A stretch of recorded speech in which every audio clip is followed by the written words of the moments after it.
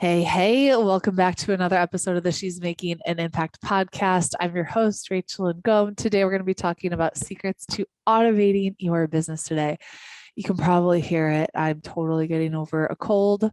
I don't know if it's COVID yet. Got tested, still waiting on the results. But I wanted to make sure that one, I recorded for you, and two, I stayed consistent. We have published every single Monday for over 300 and something episodes. So you better believe that a cold or COVID or whatever I have is not going to stop me from making sure I keep that streak up. So when it comes to automation, I'm obsessed with automation. This is what helps you work less and live more.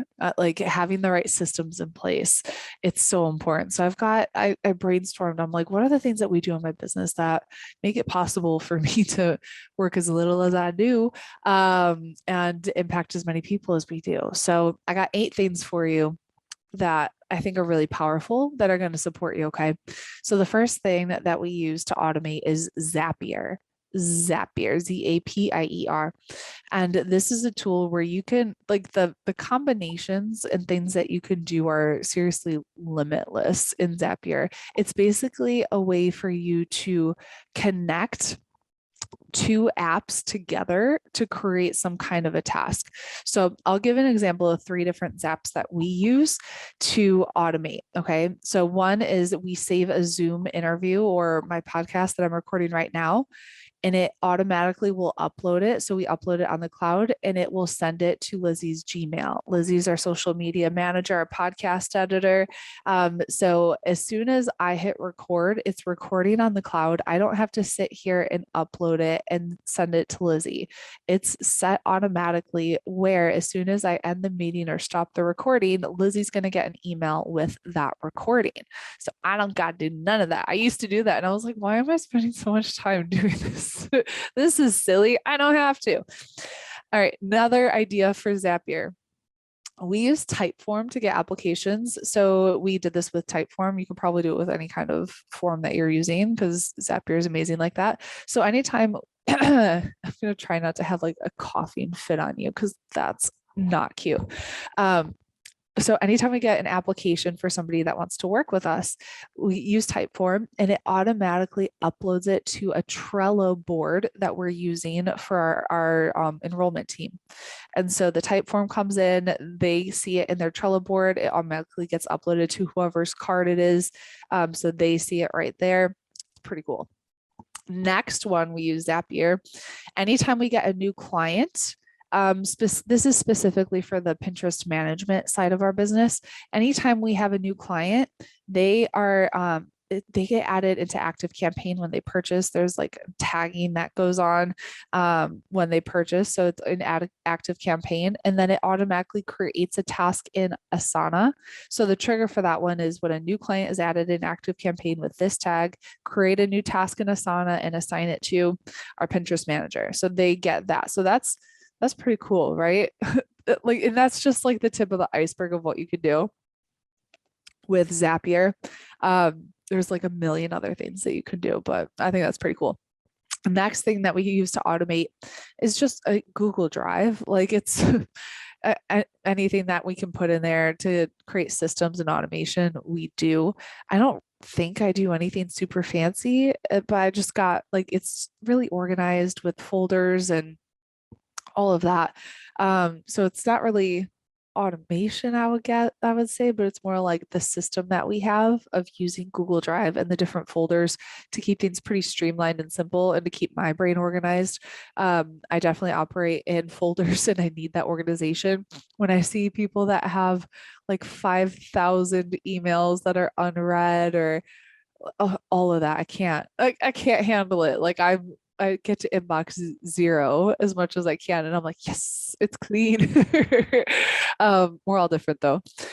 Next thing is your team and creating SOPs, standard operating procedures. And so I highly suggest that you have standard operating procedures in your business, even if it's you that's doing the task right now, create them so when you hire somebody, you can hand it off to them. And so when I knew we wanted to start doing Pinterest management, I was like, there's no way I want to be the person doing this. No, no, no, no, no. And so I put together a process. I'm like, what are all the steps that I would do? And what would this look like? And I put screenshots and all the things in there. And then when we hired our Pinterest manager, I handed it off to them. We have SOPs for everything in our business. Like it is so streamlined, so like everything you can imagine. When it comes to hosting an event or a webinar, like this past time when we did our Smarter Income Stream event, this was like the first time I was more involved in making sure we had everything put together. The second time I was a little involved. This time I pretty much showed up and it was so cool to see. I'm like, oh, these are like the awesome people that we get to work with and support. And like I didn't have to do a bunch of the work involved in making that happen. We had the team in place. We had the SOPs that we created for the first time. And that is gold. And so you want to create a system around everything that you're doing. Okay. Next thing is Calendly. So Calendly is it's just easy. So instead of going back and forth and being like, I have this time and this day and this time and this day, and you have to go back and forth, I'm like, no, no, no, no. Don't go back and forth. Just here's my link, schedule it. Let's make it happen.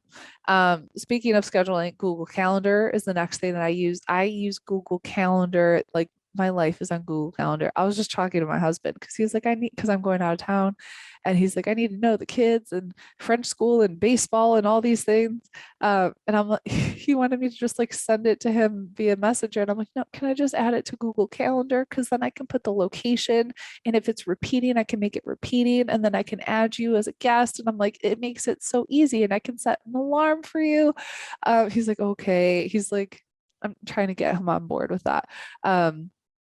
And that to me is everything. So like with Google Calendar, I set repeating events, repeating things. So I have like a workout scheduled throughout like every day at this specific at 8 a.m. every day workout. I have reminders every week to write emails, and it's just repeating tasks. Anything that's going to happen recurring, it goes in my Google Calendar.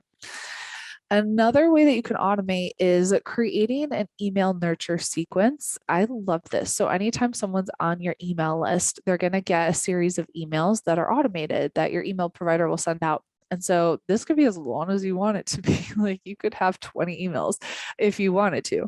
And you could automate offers in there. You could automate like in that nurture sequence, send them to an automated webinar where there's an automated offer happening and you don't have to be there. That's what we do. And it's really cool. It's like this stuff I just geek out on. Like, this is really cool that I like all of these things are happening behind the scenes, you know? And so think about what emails you want to send out as part of that nurture sequence. So they're getting them automated. And if you have multiple offers, you want to make sure your new people see, like put it in that nurture sequence. Why the heck not? Next thing is just being focused on automated platforms that help you automate. So I'm thinking, what are the best platforms that help you get new leads that are more automated than opposed to working over and over and over again? And so podcasting, Pinterest, YouTube, and Google SEO with your blog. Those are, if you want to automate your lead generation process, those are the platforms I would focus on because they're search engine based platforms and they last over time. Instagram, Facebook, they're sexy for sure, but you have to work so hard and do it every day. Like I love being able to have people find my podcast from like 2 years ago and listen to that. And that's cool. Or people found me on Pinterest from something I created a couple years ago. So people watching videos I did years ago on YouTube or like that to me is really cool. And that's just a fun way to automate. And then the last way is your email list. So we talked about creating email nurture sequence, but you got to have an email list. It's not necessarily automated outside of the nurture sequence, but you have like a whole list of people that you could send out content to or offers to, or this is to me the easiest way to systematize your business and make it as streamlined as possible. So you're not just like messaging people one-to-one, you're able to reach thousands of people with your email list and just by sending out one email. It's pretty cool. So to recap, you got to automate your business. And I want you just to think, how can I streamline this? Do I have to be doing this task? This is something we actually just did at our Activate event is I made them write out a list of all the things they're doing in your business. And I'm like, what do you have to do specifically? Like, what do you have to do? And I challenged them on every single one. I'm like, you don't necessarily have to be the person doing that. You could hire that out. And so we came down to like the very few things that only they could do. I was like, okay, everything else, what can you outsource? What can you automate? And so these are some of the things I want. If you want to go the extra mile today, make a list and then decide what can you outsource and then what can you automate in your business. And you're going to save a lot of time when you do that. All right. Thank you for putting up with, my voice, the sniffles and coughing, all the things. I appreciate you. I promise the next episode I will sound much better. And thanks for being here. Thanks for being a part of the community. And I'll talk to you later. Bye.